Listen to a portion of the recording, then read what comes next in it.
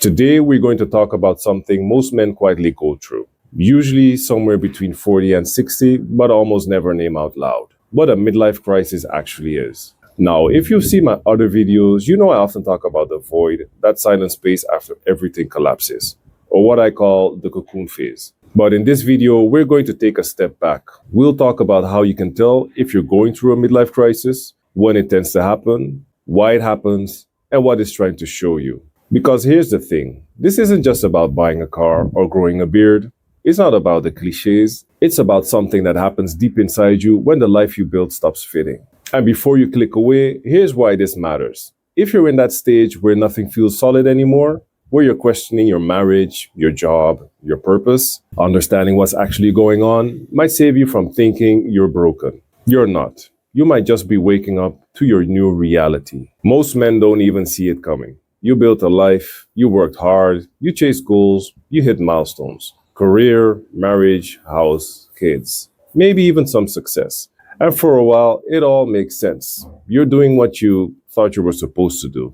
You play your role, you tick the boxes, you provide, perform, and push forward. But then one day, something shifts. Maybe you wake up and realize you're not sure you recognize the man in the mirror anymore. Or you hit a certain birthday and it lands harder than you expected. Or maybe something breaks, a relationship ends, a business fails, you burn out. It's different for everyone, but the feeling underneath is the same. You've been climbing the wrong mountain. That's when the midlife crisis begins. Not when you start acting out, but when the old identity starts to crack. When people say midlife crisis, most imagine the cliché, like the guy in his 50s who suddenly buys a sports car and starts dressing 20 years younger, but that's surface level. A midlife crisis is actually a psychological and emotional identity collapse. It's when the story you've been living by, who you thought you were, what you thought mattered, no longer fits the person that you've become. And it's unnerving because up until this point, you had structure, you had a script, you know what to chase and also why. But now, it's like the script runs out of pages. We men tend to mistake that collapse for failure. We think we did something wrong, that we should have avoided it. But the truth is, this phase comes for almost everyone, usually somewhere between 40 and 60. And no, it's not about age, it's about awareness. It hits you when you've lived long enough to realize success didn't give you what you thought it would. And you still got half your life left to live. So the question becomes, who am I now when I'm no longer who I was? Every midlife crisis starts with one simple realization. And that's we're not going to live forever. You start noticing it around 40, 45, 50. And the question, where the rest of my life growing, that's not unusual. That's just the age when the middle of the life smacks you in the face. It sounds obvious, but it doesn't hit until you really feel it. Maybe a friend passes away, maybe your parents start to age, maybe you wake up and your body doesn't bounce back like it used to. That awareness of mortality pulls something up from underneath. It's not just fear of death, it's fear of wasting the rest of your life. You start looking at everything different, the job, the marriage, and the routines. You start asking, is this it? Is this what I want to do for the rest of my life? Those questions can really mess with your head, especially when you've spent decades doing what was expected of you. You've built a life based on stability, predictability, and control. But meaning, that's a different game. And this is where most men fall into two camps. One group distract themselves, new car, new woman, new job, new hobby, anything to feel alive again. The other group shuts down, isolates, goes numb, stops caring. Both are ways of avoiding the same thing, and that is facing the silence that comes after your old identity dies. That silence is what is called the void. It's not a diagnosis, it's the stage. It's a space between the collapse and rebuilding of your identity. The in-between where everything familiar is gone, but nothing new has taken shape yet. And the void isn't loud, it's quiet, painfully quiet. You wake up with no motivation. The things that used to define you, your work, your title, your achievements, don't anymore. And the world doesn't really understand that kind of silence. Because from the outside, you still look functional, but inside, you're just not there. We men aren't taught how to sit in that silence. We were taught to fix, solve, act. But the void isn't something you fix, it's something you face. It's the moment life strips away every label you've been holding behind, so you can see what's left. And that's the part that scares most men. Because underneath all the roles and success stories, there's usually a man who doesn't really know who he is without all of that. For me, that silence hit the hardest after my marriage ended. You think you're prepared for it. You tell yourself you will handle it. But when it happens, when you're actually alone in that empty house and there's no sound except your own breathing, that's when it sinks in.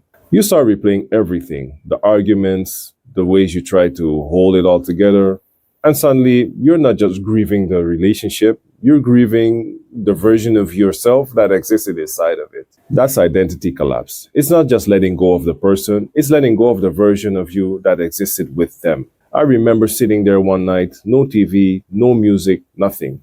And it hit me. For years, I'd been performing the good husband, the achiever, the provider. But I didn't even know who I was without all of that. And that realization doesn't come with fireworks.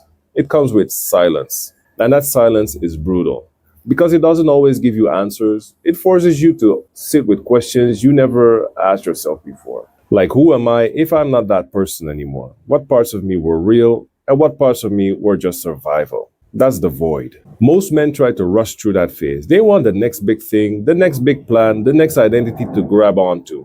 But here's the thing. If you skip the void, you'll just end up repeating the same story, just with different characters and a new scenery. The void teaches you something you can't learn any other way. That your worth doesn't come from what you achieve or who you're with. It comes from being able to stand there, empty and still, and know that you still matter. Not because of anything you do, just because you're still here.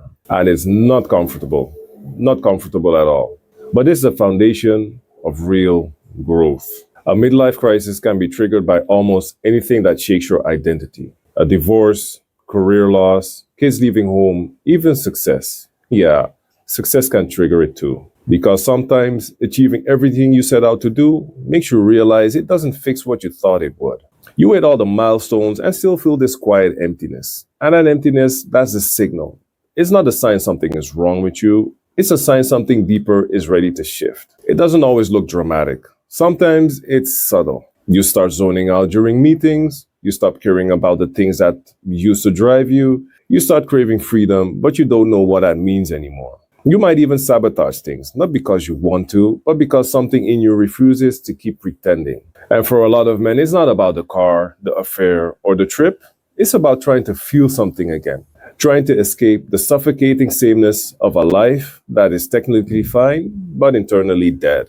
And when men hit that point, they don't need fixing. They need space to break down the mask and find out what's underneath it. Let's be real. There's no quick fix for this. No checklist, no 10-step formula. But there's a shift that happens when you stop running from it. You start asking better questions. Not how do I get my old self back, but who am I now and what actually matters to me? That's the real work. And it's slow. Sometimes painfully slow. But the more honest you get, the more life starts to rebuild itself around what's real, not what looks good.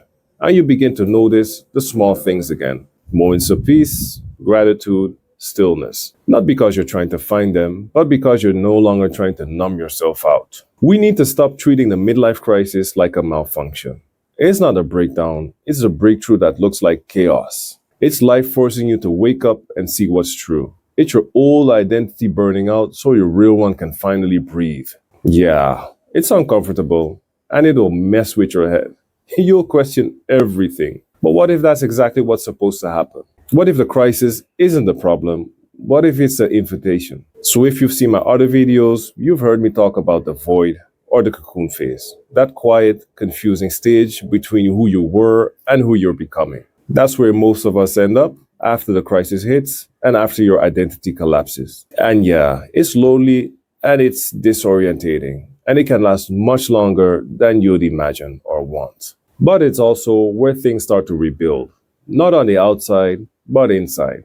That's where men finally stop pretending. That's where we start finding out who we actually are. And if you're there now, you don't need to rush it. You just need to stay. Because once you make peace with that silence, once you stop needing to fill it, that's where your life starts to move again. If you're watching this and something in you recognizes what I'm talking about, that's your signal. It's your signal not to panic and not to try to fix it, just to get honest with yourself. You're not crazy. You're not broken. You're just waking up to the truth that the version of you that built this life has done its job. And that it's time for something deeper now. This crisis isn't the end. It's the point where you stop pretending and start listening. If this hit you, like this video or drop a comment. You don't have to say much. Just let me know that you're out there.